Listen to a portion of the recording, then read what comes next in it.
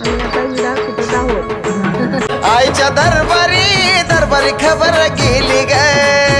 आईच्या दरबारी दरबारी खबर गेली ग, काकड आरतीला आरतीला जागी झाली ग,